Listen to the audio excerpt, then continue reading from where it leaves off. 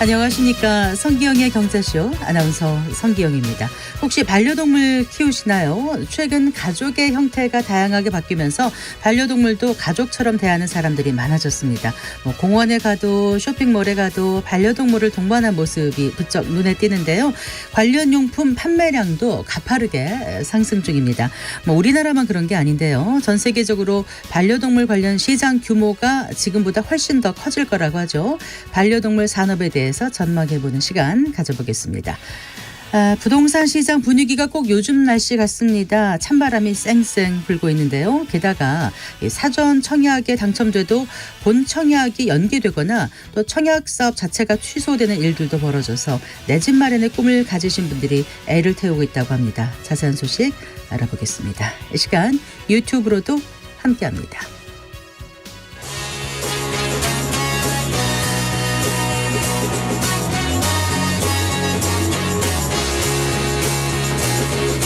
경제 시야를 넓혀드립니다.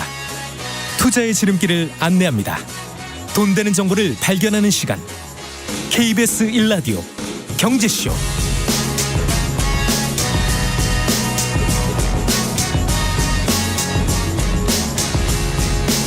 먼저 오늘의 주요 경제 뉴스부터 정리해드리겠습니다. 경제 뉴스 브리핑 한국경제신문 최형창 기자와 함께합니다. 안녕하세요. 네, 안녕하세요.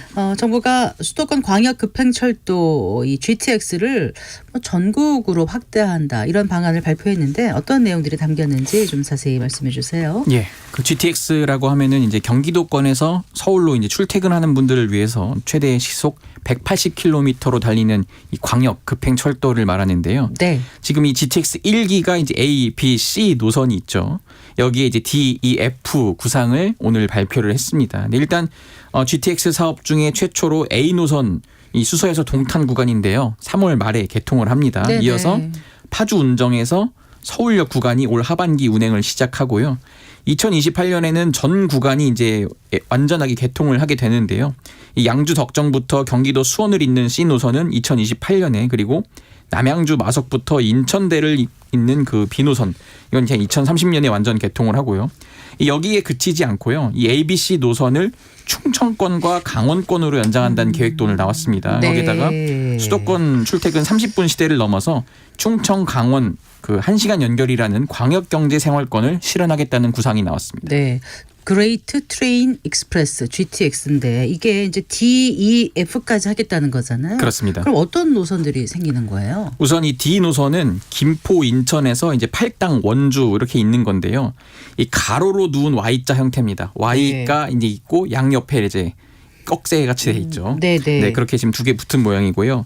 이 노선은 이 인천공항부터 해서 대장신도시 그리고 구리를 거쳐서 네. 덕소까지 연결을 합니다. 이 동서로 쫙 뻗어 있고요. 의정부와 고양, 대곡, 김포공항, 부천종합운동장, 수원, 교산, 왕숙, 이지구 등을 지나면서 수도권을 크게 순환하는 게 이제 F 노선입니다. 네. 이 가운데 지금 교산에서 왕숙, 이지구 구간만 1단계로 건설을 하겠다는 발표가 나왔고요. 이 나머지는 좀 사업성을 좀 더 검토해봐야 한다. 그러면서 추진하겠다는 계획입니다.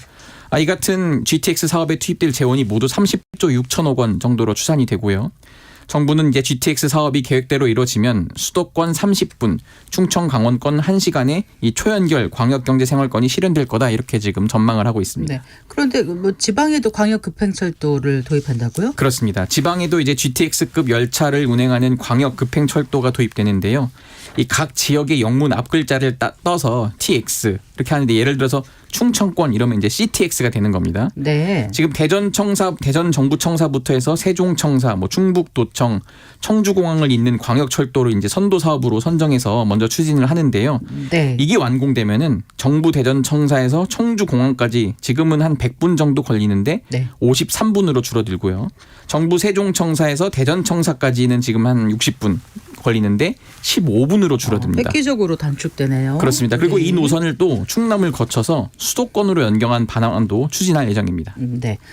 자, 오늘 한국은행이 지난해 4분기 국내 총생산 GDP를 발표했죠. 네, 하나하나 좀 짚어볼까요? 예. 한국은행이 2023년 4분기 실질 국내 총생산 이 GDP 성장률이 0.6%로 집계됐다고 발표했습니다.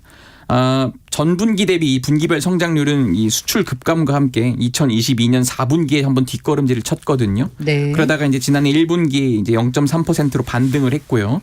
2분기, 3분기, 4분기에 걸쳐서 4분기 연속 플러스 성장 기조를 유지했습니다. 이에 따라서 지난해 연간 GDP 성장률은 1.4%로 집계가 됐는데요. 네네. 이 한은과 정부의 연간 성장률 전망치와는 같아요.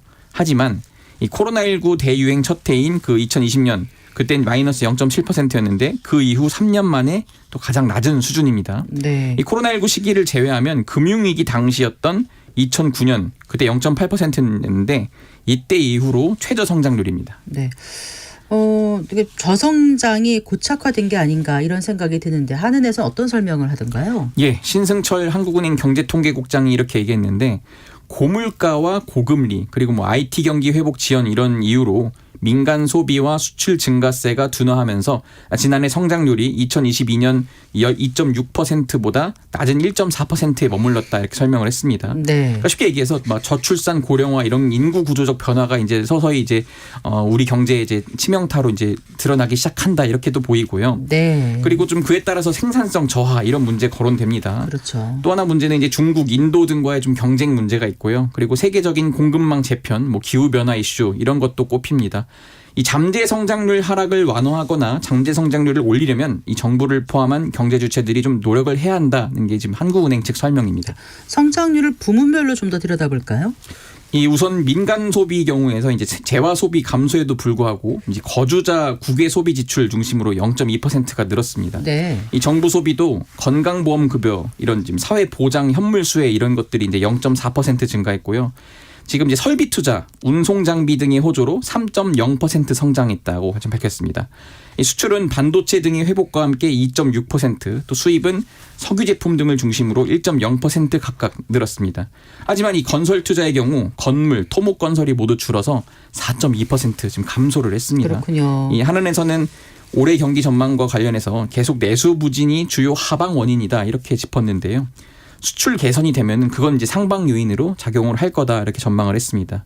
그러면서 전체적으로는 연간 경제가 좀 개선세를 유지하면서 한 2%대 초반 성장률 흐름을 보일 것이다 이렇게 밝혔습니다. 네. 자, 현대자동차, 기아차 지난해 역대 최대 실적 올렸다고 발표가 났네요. 예, 현대자동차와 기아 뭐 같은 그룹사죠. 오늘 영업 실적을 공시했는데요. 현대차 매출이 162조 6,636억 원. 전년보다 14.4% 성장했습니다. 네, 네. 영업이익은 15조 1,269억 원입니다. 또 같은 계열인 기아는 매출이 99조 8,084억 원이고요. 이건 전년 대비 15.3% 증가한 겁니다. 영업이익은 11조 6,079억 원입니다. 이 두 회사 영업이익을 합치면은 26조 7천억 원이에요.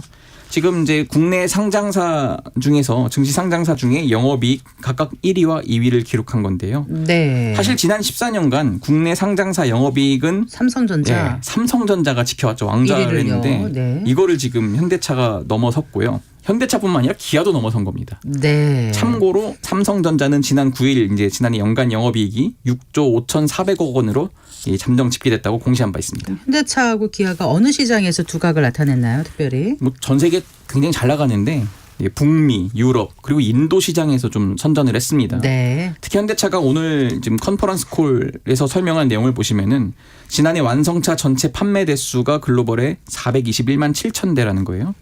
전년 대비 6.9% 증가한 거고 좀 눈여겨볼 점이 있습니다. 글로벌 친환경차 판매 대수인데 네. 69만 5천 대를 달성했다는 겁니다. 이게 세부적으로 보면은 하이브리드가 가장 많고 네. 뭐 전기차 또 플러그인 하이브리드라고도 있고 수소 연료 전지차 이런 것들이 있습니다. 이런 것들이 좀 많이 팔려서 성장을 견인했다 이런 분석도 있고요. 기아 같은 경우에도 지금 이게 금리가 높으면 사실 자동차도 좀 비싸기 때문에 잘 안 사는 경향들이 좀 있는데 미루죠, 또. 네, 그런 수요 둔화에도 불구하고 북미나 유럽 이런 선진 시장에서 이 RV라고 하죠. 레저용 차량들 예. 이게 굉장히 집중을 했던 게 실적으로 이어졌다. 이런 거 있고 또 지역별 특화 전략들이 있어요. 굉장히 뭐 큰 차를 어떤 경우에는 이제 팔 수도 있는데 그런 것도 좀 주요했다고 설명을 했습니다. 두 회사 모두 경영 목표를 설정을 했는데 지금 현대차 같은 경우에는 글로벌 판매 전년 대비 0.6% 증가한 올해 424만 대를 한번 팔아보겠다 이렇게 발표를 했고요. 네. 기아는 전년 대비 3.6% 증가한 320만 대를 팔겠다고 강조했습니다. 네. 이렇게 이제 어닝 서프라이즈가 나오니 국내 투자자들 얼마나 배당을 받을 수 있을지 그러니까요. 네. 관심사일 텐데 그 발표도 있었습니까? 그렇습니다. 어떻습니까? 같이 공시를 했는데요. 현대자동차의 경우에는 이제 보통주 한 주당 8,400원 네. 현금 배당을 하겠다고 결정을 했습니다. 이 뭐 우선주와 같은 이 종류주라고 하죠. 한 주당 배당금이 8,500원으로 설정됐고요. 이로써 지난해 현대차 연간 총 배당금이 보통주 한 주 기준으로 11,400원으로 이제 결산이 됐습니다. 네. 2분기 배당이 1,500원이었고 3분기 배당도 1,500원. 이제 결산 배당이 8,400원이고요. 현대차가 배당금 총액으로 한 2조 2,128억 원 정도 씁니다. 이 배당 기준일은 다음 달 29일입니다. 네. 기아도 발표했는데 보통주 한 주당 5,600억 원씩 현금 배당하겠다고 발표했습니다. 네. 여기도 배당금 총액이 한 2,287억 원 정도 됩니다. 알겠습니다. 잘 들었습니다. 고맙습니다. 감사합니다. 네, 경제뉴스 브리핑 한국경제신문 최형창 기자와 함께했습니다.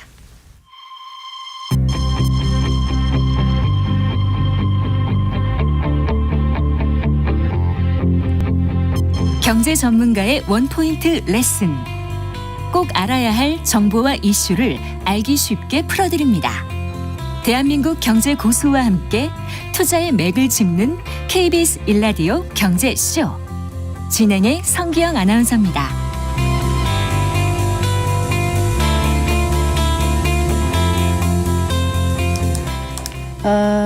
반려동물을 키우는 가구가 늘면서 반려동물 관련 시장 규모도 커지고 있습니다. 최근 글로벌 펫 케어 산업 분석 보고서를 발표해서 주목을 받고 있는 곳이죠. 독립리서치 밸류 파인더의 이충헌 대표 스튜디오에 모셨습니다. 반갑습니다. 네, 안녕하십니까. 안녕하세요. 펫 케어 산업 보고서를 내셨네요. 네. 거의 100쪽에 가까운 네. 보고서인데 그동안 어떤 증권회사에서도 이 반려동물 산업 보고서를 낸 적이 없었다면서요? 네, 증권사에서 자세하게 보고서가 나왔던 적은 없었고 사실 뭐 저희가 산업 보고서를 쓰면서도 이제 그 우리나라에 상장돼 있는 기업들도 찾아봐야 되는데 네. 산업에 대한 공부도 중요하지만 그 기업에 대해서도 이제 직접 공장을 가봐야겠다 해서 네. KTX를 타고 논산도 가보고 비행기를 타고 이제 부산도 가면서 실제로 이제 공장 투어도 이제 어디 공장이요? 이제 해당 그거를 이제 사료나 간식을 만드는 네 산업 그 이제 사료 회사에 공장을 갔다 왔습니다. 직접 다녀오셨군요. 네. 네. 다녀오신 것도 이제 토대로 해가지고 네. 그 보고서를 내신 건데 네. 그동안 왜 그 반려동물 산업 분석 보고서가 없었을까요?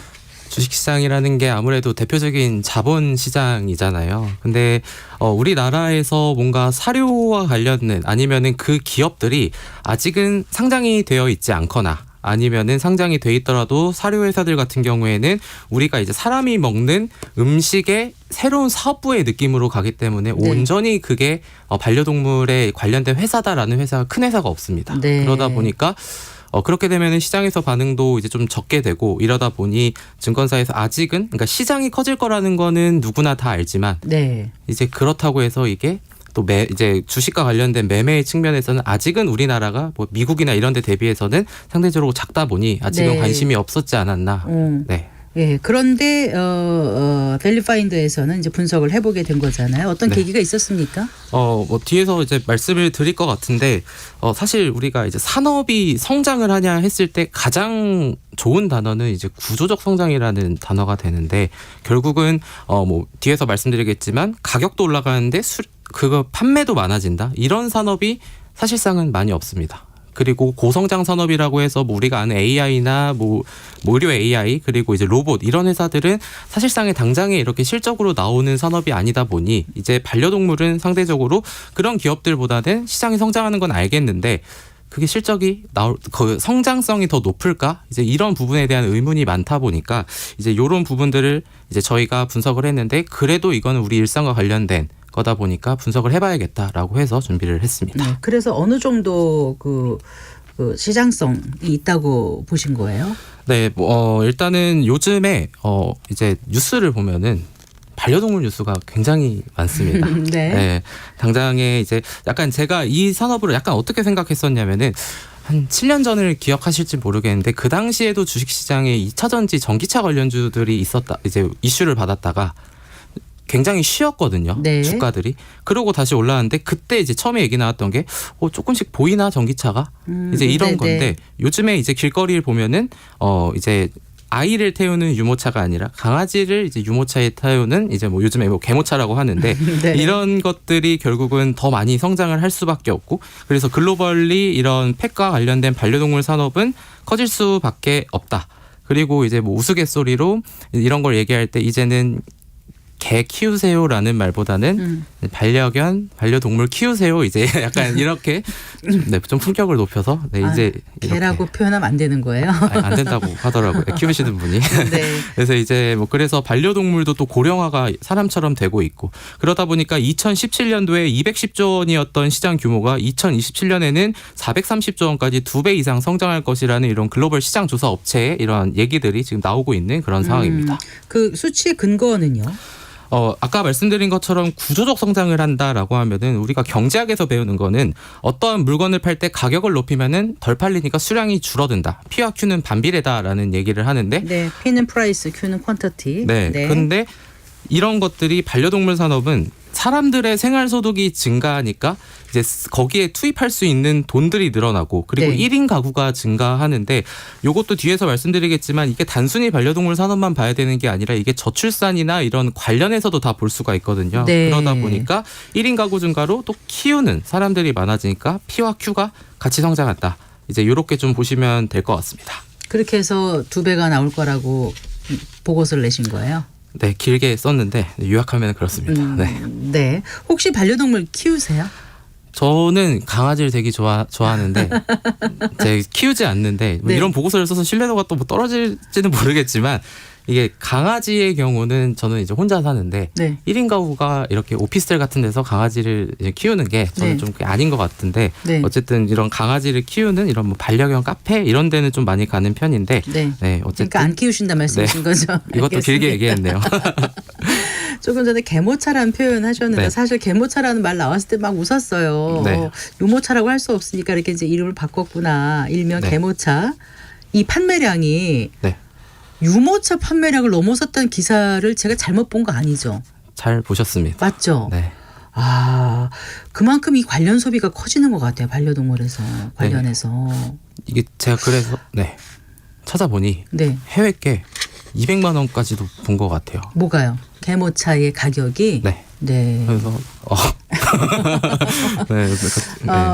어떤 분들은 이 방송 들으시면서 아니 무슨 소리 하고 막 역정을 내실 분들도 계실 수도 있습니다만 어쨌든 네. 현실은 시장에서 네. 그런 게 팔리고 있다는 얘기잖아요. 네. 네. 그래서 이제 이런 부분들을 보면은 이게 사실 뭐 개모차라고 해서 반려동물 이제 또 많이 키우지만 이제 뒤에서 말씀드리는 게 요즘에 굉장히 많아진 것 중에 하나가 반려동물과 함께 할 수 있는 공간들이 많이 늘어났습니다. 네네. 네, 이제 예를 들면은 반려견을 데리고 들어갈 수 있는 영화관. 이제 그게 뭐 주말에 성인 2명의 반려견 1마리 데려가면 영화관은 입장료가 4만 원. 아 있어요 그런 데가 몰랐습니다. 네. 그리고요. 네. 그리고 이제 반려동물 동반이 가능한 호텔이 있는데 네. 이게 이제 뭐 찾아본 바에 의하면은 일반 객실은 신종만 6천 원인데 네. 이제 반려동물을 데리고 들어가면은 6만 원이 비싸지는 22만 6천 원인데 이게 네. 36% 비싸지는 거거든요. 확 비싸네요. 네. 이게 이제 청소라든가 여러 가지 문제가 생기니까 그런가 보죠. 네, 그것도 있고 제가 이거는 뭐 어떤 업체라고는 말씀을 드리기는 어렵지만 실질적으로 이러한 호텔이 영업이익률이 굉장히 좋다고 합니다. 네. 이게 왜 좋냐면은 이게 이제 반려동물을 키우시는 분들은 예를 들면 해외를 간다거나 지방으로 여행을 갈 때 네. 강아지를 혼자 놓고 갈 수가 없거든요. 맞아요. 네. 그러면은 뭐 호텔이나 이런 데 또 호텔도 있습니다. 강아지 네. 맡기는 호텔에 맡겨서 돈 비쌀 바에 네. 그래 뭐 이게 객실이 뭐 17만 원이다.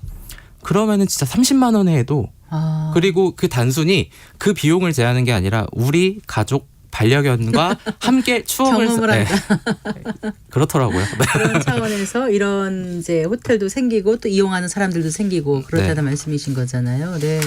요즘 뭐 강아지 밥그릇 하나도 꽤 비싸고 뭐 별게 다 나오더라고요. 네. 그래서 이제 그런 부분도 이제 같이 찾아봤을 때는 네. 우리가 이제 명품 기업들을 많이 얘기하는데 뭐 구찌, 루이비통 같은 데도 저도 이제 공부하기 전엔 몰랐는데 그런 기업들도 방금 말씀하신 것처럼 반려동물과 관련된 물품을 많이 팝니다. 네. 이제 뭐 유명했었던 게 이제 유명 축구 선수의 이제 강아지 이제 덮는 이런 것들이 한 수백만 원에 이뤘었던. 근데 이제 그런 부분도 이제 많이 이제 팔렸었거든요. 네. 즉, 네. 그런 부분과 함께 애견 하우스나 뭐 굉장히 많은 것들도 있고 뭐 개 밥그릇 아닙니다. 강아지 밥그릇도 이제 뭐 제가 그 얘기는 했네요.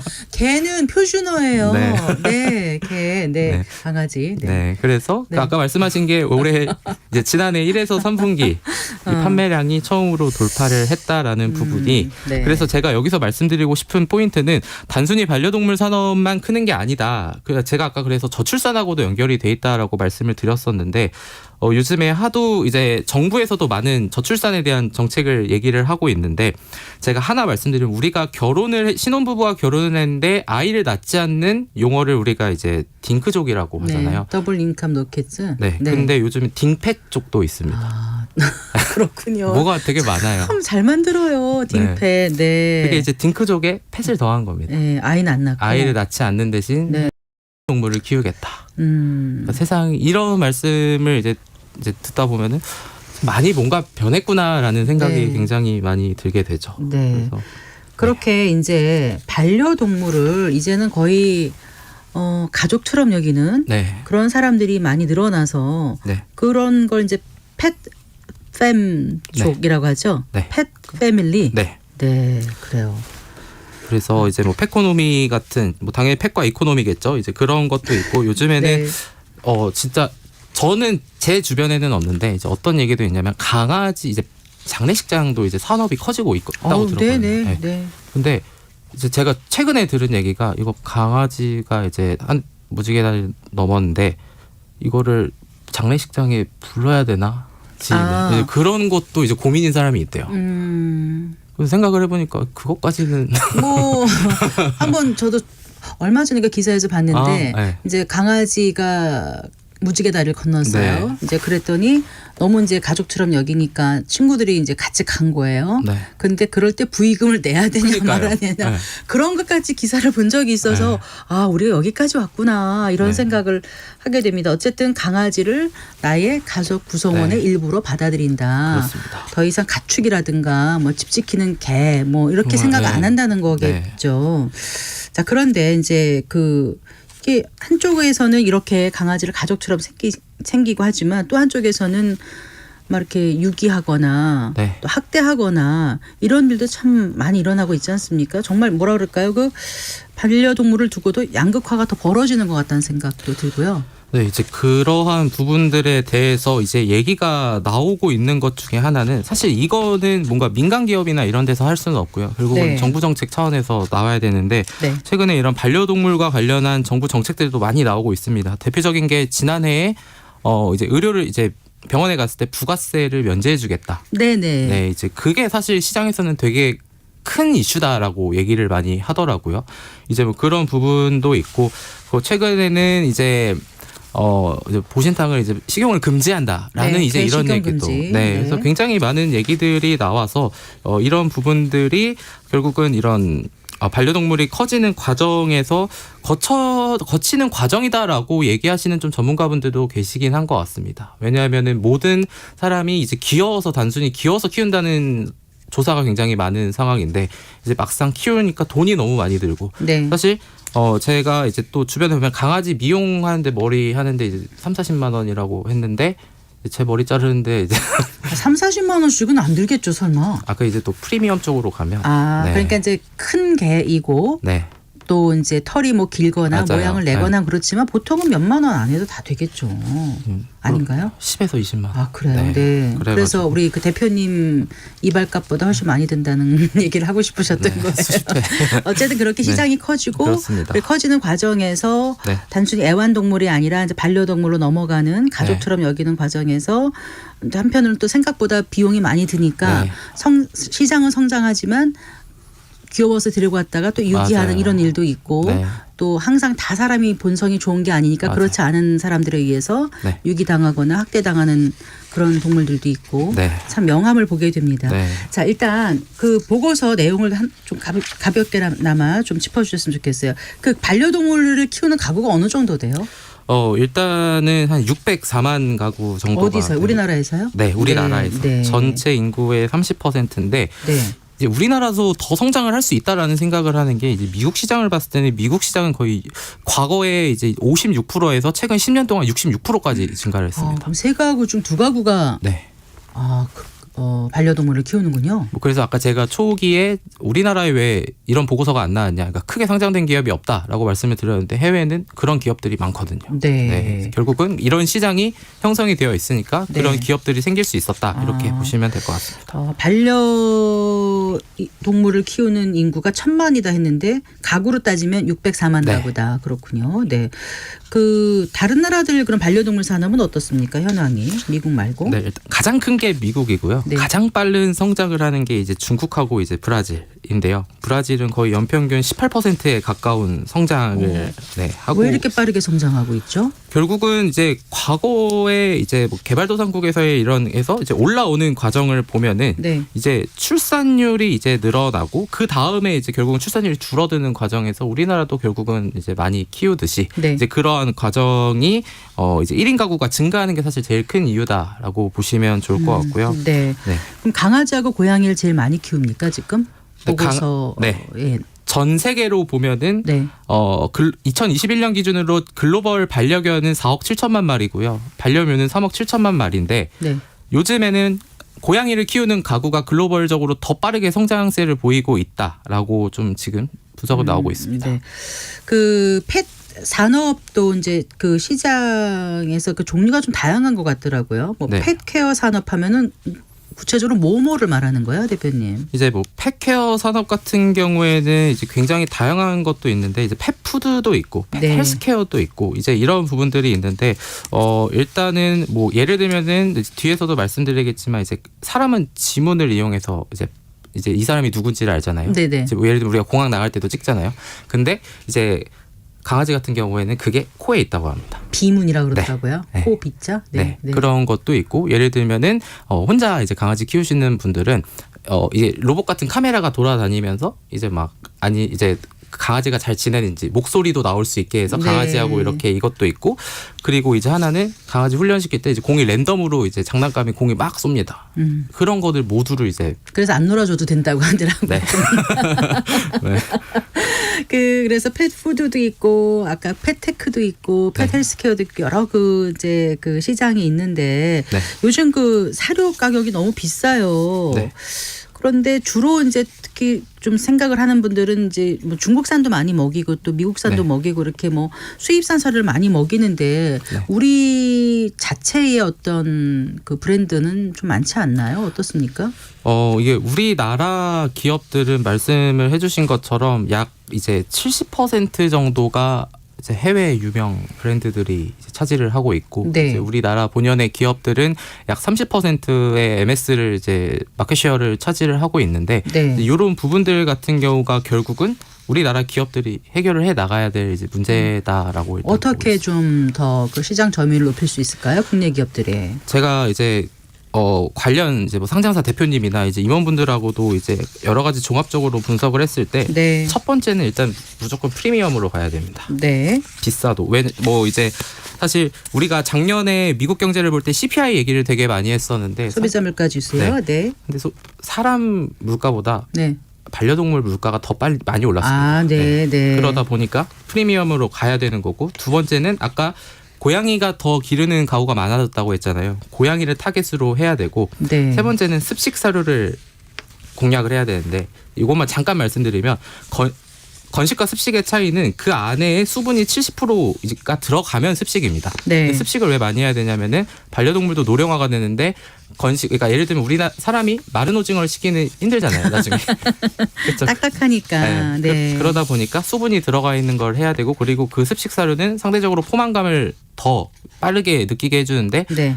사람과 마찬가지로 강아지와 고양이도 비만이 많습니다. 그러니까 체중 관리를 네. 위해서는 습식이 더 이로울 수 있다. 네. 그래서 그쪽을 타겟으로 해야 된다고 생각하고 있습니다. 네.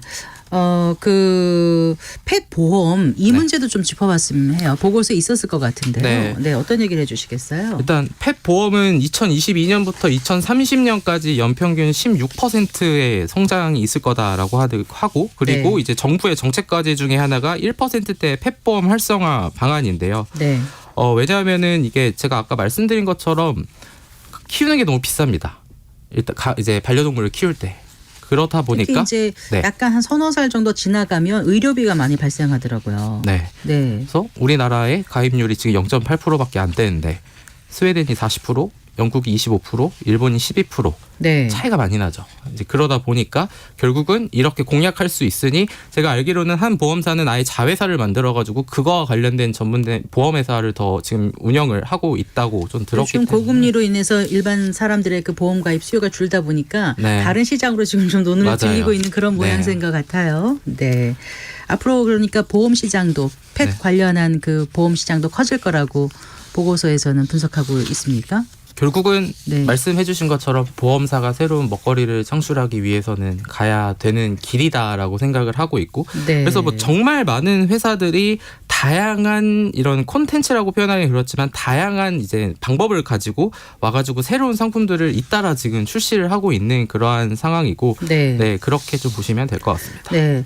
쭉 들어보니까 어쨌든 그 펫, 뭐 헬스케어라든가 펫테크, 펫푸드 여러 가지 이 시장이 그 펫 산업이 이제 성장을 많이 할 것 같다는 생각은 드는데 네. 그래도 아직은 처음에 말씀하신 것처럼 다른 산업에 비해서는 규모가 좀 작아서 네. 과연 펫 산업에 대한 투자로 이어질 수 있을지 이런 생각도 좀 들기도 하고요. 어떻게 보세요? 일단은 제가 생각했을 때는 아까 말씀드린 것처럼 시장이 아직은 작지만 결국은 보험사들이나 큰 기업들이 뛰어들면은 결국은 그와 관련돼서 부수적으로 생기는 게 많다라고 생각을 하고 처음에는 반려견을 볼 때는 약간 뭐 푸드만 얘기를 했는데 개모차 아니면 뭐 보험 여러 가지가 나오고 있잖아요. 네. 그런 관점에서 보면은 앞으로의 구조적 성장은 충분히 가능할 것이다라고 보고 있습니다. 네, 85쪽에 달하는 이제 보고서를 처음으로 국내에서 지금 내신 거잖아요. 네. 펫 산업에 대해서 많이 들여다보셨는데 결론적으로 어떤 점이 좀 제도적으로 정비가 되면 좋겠다고 생각하시는지. 정말 많은 것들이 있는데 첫 번째는 뭐 규제 샌드박스에 대한 부분 아니면 의약품 이런 것들도 있는데 일단은 부가가치세 면제가 이제 지난해 이제 얘기가 나왔다고 했는데 이제 그런 쪽으로의 키우시는 분들의 부담감을 줄여드려야 다른 쪽에서 돈을 많이 쓰고 그러면 산업이 성장한다라고 네. 보고 있는데 그래서 이제 그런 쪽으로 보시면 되고 그리고 정말 어떤 나라는 심지어 이제 강아지를 하루에 한 번이라도 산책을 안 시키면 이제 그게 벌금? 네, 네. 그게 있습니다. 유럽의 한 나라가. 그래서 이제 그러한 부분도 그걸 왜 그럴까라고 생각해 보면은 그것도 건강과 관련된 문제. 그럼 건강은 또 보험과 관련되고 이제 그렇다 네, 보니까 네. 모든 거는 다 유기적으로 연결되어 있기 때문에 네. 반려동물에 대한 제도적 정비도 좋지만 네. 키우시는 분들에 대한 이런 부분도 많이 부담을 덜어드리면 결국은 시장은 더 빠르게 성장할 수 저 있잖아요. 아는 사람이 그 전에 유학했을 때 미국에서 네. 강아지를 이제 입양을 했더니 네가 너희 나라에 언제 돌아가느냐? 6개월이나 1년 후에 돌아간다. 그러니까 분양을 해줄 수 없다 그러더라고요. 네. 왜냐하면 얘를 끝까지 책임질 수 없다라고 맞습니다. 생각을 해서. 네. 그래서 함부로 이렇게 쉽게 네. 강아지를 분양받거나 뭐 입양하거나 이러지 않아야 유기되는 동물도 없고 그럴 테니까 네. 그런 부분도 좀 제도적으로 좀 마련을 네. 보완을 하면 어떨까 이런 생각을 오늘 말씀 네. 나누면서 해봤습니다. 네, 잘 들었습니다. 네. 고맙습니다. 감사합니다. 네, 독립리서치 밸류파인더의 이충원 대표와 함께했습니다.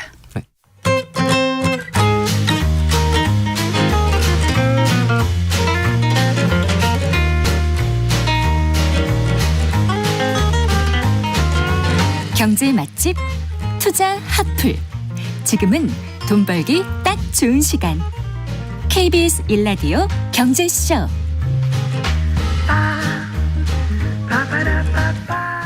네, 4시 39분입니다.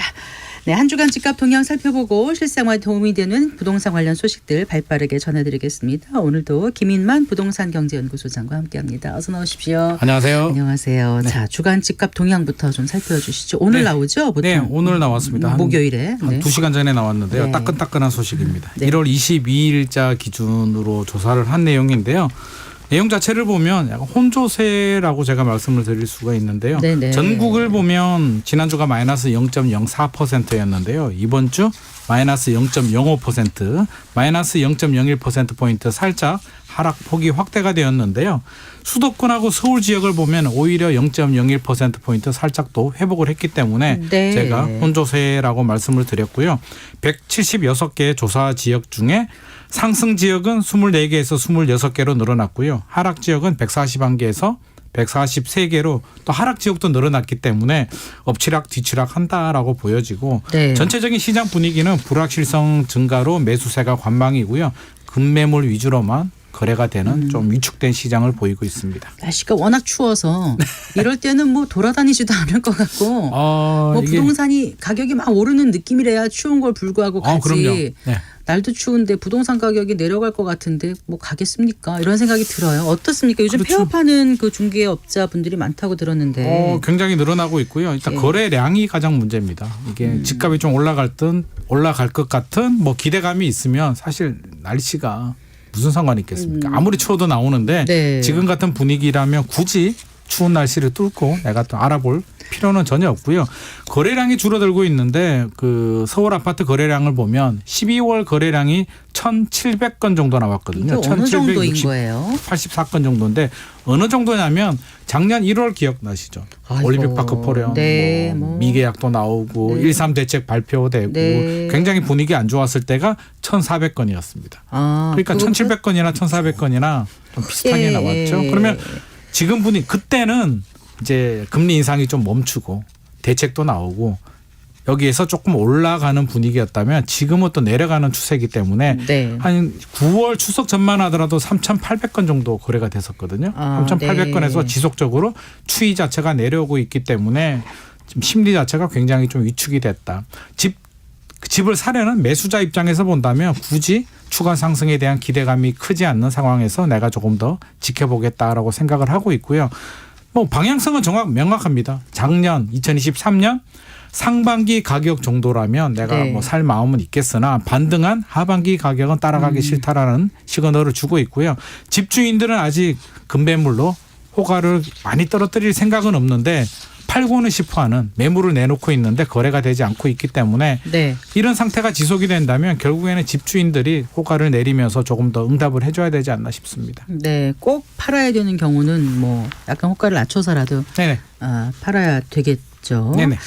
자, 그런데 이제 이렇게 전반적으로는 부동산 시장에 찬바람이 분다 이렇게 표현할 수 있겠는데 분양가는 지금 계속 오르지 않습니까? 지금 안타깝게도 지금 분양가는 올라가고 있습니다. 제가 안타깝다는 표현을 썼는데요. 분양가로도 좀 내려가주면 시장의 수요자들이 투자 심리가 완전히 뭐 죽었거나 얼어붙은 건 아니거든요. 네. 추가 상승에 대한 기대감이 낮아지니까 그럼 안전 마진이라도 좀 확보해야 되는데 안전 마진이란 게 시세보다 저렴한 급매물이거나 네. 분양 아파트들도 주변 시세보다 좀 저렴한 분양가라면 충분히 네. 관심을 좀 가져볼 만한데 안타깝게도 지금 그렇지는 않습니다. 반대 상황이 벌어지고 있는데요. 뭐 인건비라든지 또 건축 자재비 인상 여러 가지 인플레 때문에 올라가고 있는데 2021년 상황을 보면 서울 아파트 3.3제곱미터당 평당이죠. 평균 매매가가 3,506만 원이었고요. 언제가요? 2021년입니다. 네, 네. 뭐 지금으로 따지면 한 2년 반, 3년 전 정도 되는데요. 예. 3,500만 원이었고 매매 가격이요.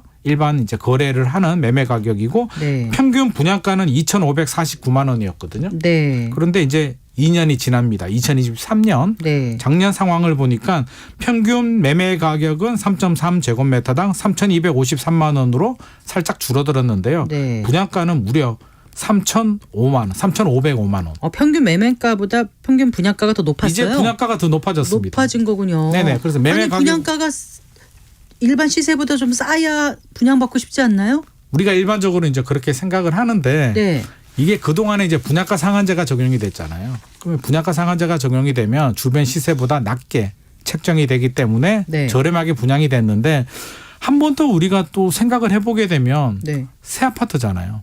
예를 들어서 주변에 2020년에 입주한 A라는 아파트가 있고요. 네. 지금 분양하는 아파트가 2026년에 입주하는 아파트라고 생각을 해보면 6년 차이죠, 연식이. 6년 차이잖아요. 네. 그럼 6년 차이에 새 아파트가 더 비싸야 되는 게 어떻게 보면 정상일 수도 있거든요. 그때 가서 비싸면 좋죠. 지금 그렇죠. 싸고. 근데 이제 그동안에 우리가 분양가 상한제가 적용이 되면 주변 시세보다 30% 정도 저렴하게 나오거든요. 네, 네. 이렇게 저렴한데 굉장히 익숙해져 있다가 그러네요. 작년 1.3 대책이 나오면서 강남 3구, 용산구 용산구 빼고. 이제 다 풀려버렸기 때문에 네. 사실은 분양가가 지금 더 올라가는 상황이고 건설회사들한테 제가 한번 물어봤거든요. 지난번에 한번 만나가지고 야 진짜 내릴 수가 없냐. 이거 진짜 시장의 수요자들은 내리는 걸 원한다라고 한번 물어보니까 도저히 안 된다. 왜요? 뭐 때문에요? 오히려 올라가는 인상 확률이 더 높다. 인상 요인들이 더 많다. 네. 인건비도 올라가고 건축 자재비도 천정부지 올라가는데 뭐 수도권 평균 아파트 평균 분양가를 자료를 살짝 보니까요. 네. 2021년이 그 평균 분양가가 1,468만 원이었는데요. 네. 2023년에 2,034만 원으로 38.6% 정도가 분양가가 더 올라갔습니다. 결국에는 건축 자재비 인상 요인들이 많이 반영이 됐기 때문에 건설회사 입장에서도 사실 내리고는 싶겠죠. 지금 같은 분위기는 좀 분양이 내려서 돼야 되니까. 빨리빨리 해야 되는데 네. 현실적으로는 또 그게 땅값도 많이 올랐고 우리가 아파트 가격만 생각해서 그러는데요. 2017년부터 2021년까지 사실 땅값이 굉장히 많이 올랐습니다. 네. 그래서 땅값이 분양가의 80% 정도를 차지할 정도로 굉장히 네. 많이 올랐기 때문에 현실적으로는 좀 굉장히 어려운 상황이라고 보여집니다. 네. 그렇게 이제 분양가가 올라가다 보니까 네. 이미 이제 공사를 하고 있는 단지에서 네. 그 시공사하고 조합 간의 갈등이 지금 늘어나고 있더라고요. 네네. 이런 사업자들 점점 늘어나지 않을까 싶어요. 그럴 가능성이 높고요. 네. 지금 또 이제 여기저기서 이제 계속 발생을 하고 있습니다. 원래 시공 계약을 맺으면 뭐 책임 준공을 해야 되고요. 과거에는 문제가 없었는데 앞서서 제가 2년 만에 분양가가 38%가 올랐다고 말씀을 드렸잖아요. 그 얘기는 건축 자재비가 올랐는데 대부분 시공 계약이 착공 들어가기 몇 년 전에 하거든요. 네, 네. 3년 전에 했는데 지금 인건비, 철근값, 시멘트값 전체적으로 다 올랐기 때문에 건설회사들은 좀 올려주라. 우리 이 가격에는 못한다라고 지금 요구를 하면서 여러 구역들이 지금 많은 분쟁들을 겪고 있고요. 네. 소득이 늘어난 건 아니잖아요. 네. 그럼 조합원들은 그 돈을 추가 분담금을 또 더 내야 되는데 네. 또 굉장히 좀 억울한 부분이 있죠. 그러니까 추가 부담금이 아주 약간 정도면 괜찮은데 네. 너무 많이 올라가면 이걸 낼 여력이 없는 사람들도 있을 것 같고요. 현실적으로 그렇습니다. 여력이 있어도 내고 싶지 않을 것 같고요. 현실적으로 우리가 뭐 부동산 자산이 또 많이 비중을 차지하고 있기 때문에 네. 자산은 뭐 몇 억이 된다고 하더라도 여유 자금이 1억, 그러니까요. 2억 이렇게 있는 분들이 많지는 않거든요. 그러니까요. 방배 3익 아파트 재건축하는 아파트를 살짝 예를 들어보면 네. 시공사 선정할 때 3.3제곱미터당 건축비가 545만 원으로 계약을 했는데요. 최근에 이건 너무 싼 거죠, 지금 생각하면. 그렇죠. 그래서 네. 최근에 780만 원으로 이제 인상 요구를 해달라고 하니 네. 43%가 인상된 거잖아요. 그래서 조합원들이 한 1억 정도 올려줘야 된다고 합니다. 그래서 부담스럽다, 말도 안 된다라고 반발하고 있는데 좀 더 냉정하게 보면 사실 780만 원도 높은 수준은 아닙니다. 지금 그런 거죠. 지금은 자, 뭐 1,000만 원 그러면 이상 만약에 부르고 우리는 있죠. 못 올려준다. 그러면은 시공사가 우리는 안 짓겠다. 돈 못 이럴 수도 있는 거예요? 실력 행사 들어가는 곳들이 늘어나고 있죠. 손해보고는 우리 못하겠다라고 지금 나오고 있기 때문에 곳곳에서 파열음이 나오고 있고요. 뭐 우리 1년 전만 하더라도 둔천주공, 올림픽파크 포레온 또 결국에는 또 공사비 갈등이었기 때문에 네. 저는 이제부터 시작이다. 앞으로 이런 갈등들이 여러 구역들에서 더 많이 발생을 할 것 그래서 같습니다. 뭐 조합과 시공사 간의 갈등을 막기 위해서 국토부에서 무슨 표준 계약서 네네. 그런 걸 배포했다고 하는데 이게 좀 도움이 될 거라고 보세요. 어떻게 보십니까? 뭐 저는 한 1% 정도? 1% 정도 거의 도움이 도움이 안 되지 않을까. 된다고 보신다는 말씀이시고. 네, 왜냐하면 시공 된다는 계약을 거예요? 맺을 때 이제 공사비 세부 내역을 산출해서 제출하게 되고요. 예. 인상 요구할 때 조금 더 수월하게 되는데 이게 계약서의 문제였다면 문제가 생기지도 않죠. 진작에 그렇네요. 배포가 돼서 했는데 네, 이거는 네. 계약서의 문제는 아니고 결국에는 고금리에 건축 자재비 인플레 문제 모든 게 겹쳐지기 때문에 이게 뭐 계약서 하나만으로 해결될 문제라면 우리가 걱정하지도 않을 것 같습니다. 그러니까 보통 이제 분양을 할 때 보통 평균 물가 상승 이런 거 감안해서 다 분양가에 포함을 시켜서 했을 거 아닙니까? 네네, 시공사 맞습니다. 입장에서. 그런데 이게 네네. 전에 없이 너무 많이 올라버렸기 그렇죠, 그렇죠. 때문에 이제 감당 못하는 거고 네네, 맞습니다. 이걸 또 무조건 우리가 떠안을 수 없으니까 같이 하자 조합하고 하는 건데 참 이게 어떻게 합의를 끌어낼 수 있을지 쉽지 않은 문제라는 생각이 들고요. 네네. 그리고 이제 청약 얘기하다 보니까 뉴홈 사전 청약 접수 받고 있지 않습니까? 네네. 그런데 이게 사전 청약에 당첨은 됐는데 네. 본청약 연기가 되거나 네. 아예 청약 사업 자체가 취소되는 그런 경우도 있다면서요, 지금. 있습니다. 이게 뭐 뉴욕 같은 경우는 공공분양이잖아요. 국가가 책임을 지기 때문에 사실 공공분양이야 뭐 어떻게든 하겠는데 민간 사업, 민간 분양도 사전 청약을 많이 했거든요. 네. 근데 민간 건설사들이 우리 앞서 이야기했듯이 사업성이 안 나오잖아요. 지금 본청약을 해도 뭐 분양이 잘 된다는 보장도 없고 건축비도 많이 올라가고 전반적으로 안 좋다 보니 포기하는 경우들이 많이 늘어나고 있다고 네. 합니다. 그래서 최근에 인천에도요. 가정 이지구에서도 원리금, 토지 원리금을 상환하지 않아서 자동 계약 해지가 돼버렸다고 합니다. 이 네. 지구 같은 경우에 네. 원래 계획은요. 2023월에 사전 청약을 했었고요. 네. 2023년 3월에 본 청약을 하고 네. 2025년 내년 11월에 입주할 계획이었는데 계약 해지가 돼버리니까 이제 완전히 그럼 사전 무산이 된 거고요. 청약해서 본 청약돼서 내가 한 2025년쯤이면 네네. 들어갈 거라고 생각하는 사람들이 계속 무한정 기다리다가 이제는 이제 다시 또 시공사를 선정해야 되니까 그러니까 이분들은 천정부지 다른데 할 수 있는 기회를 어떻게 보면 놓친 거잖아요. 놓치게 되고 이제 네. 못 기다리니까 이제 포기를 하게 되죠. 나 사전 청약 안 할래. 포기할 수 있거든요. 근데 그래서- 기회부영 생각해 보면 또 손실이 크다고 볼 수가 있겠죠. 그러니까 정부에서 어떤 발표를 할 때 사전 청약, 본 청약 할 때 네. 좀 크게 좀 들여다볼 필요가 있겠네요. 사전 맞습니다. 청약이 반드시 되지는 않을 수도 있다. 이게 과거에도 이런 사례들이 있었거든요. MB 정부 시절에도 사전 청약이 본 청약이 늦어지고 입주가 늦어지니까 강남 쪽은 제외하고 강남은 뭐 투자 가치가 있으니까 괜찮은데 나머지 지역들은 대규모 해지 사태들이 있었는데 역시 재발이 되고 있고요. 이게 29곳이 있습니다. 민간 사전 청약 그래요? 단지가 29곳이 있는데 네.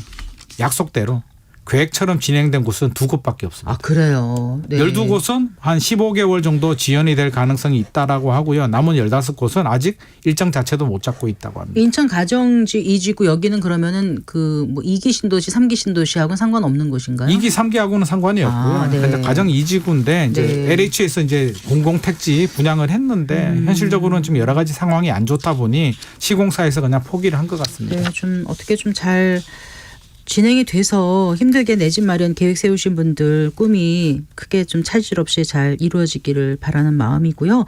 지난주에 저희가 그 지하철 5호선 연장 사업 관련해서 그 잠깐 말씀 나눴지 않습니까? 네네. 그 노선 조정안 두고 지금 김포시하고 인천시하고 희비가 엇갈린 상황인데 그거 얘기 잠깐 좀 해주시겠어요? 이게 양쪽 입장이 첨예하게 지금 대립을 하고 있어가지고요. 굉장히 네. 좀 조심스럽기도 하고요. 양쪽 이야기를 제가 다 들어봤는데 네. 누구 편을 못 들겠더라고요. 사실은 주민들 입장에서는 서로 또 입장 차이가 그러니까 있기 정차역을 때문에. 어디에 두느냐 이 문제죠. 그렇죠. 네. 금단 지역에 이제 인천에서 요구 사항은요. 4개를 만들어 달라. 원당동에 2개, 아라동에 1개, 불로동에 1개고요. 네.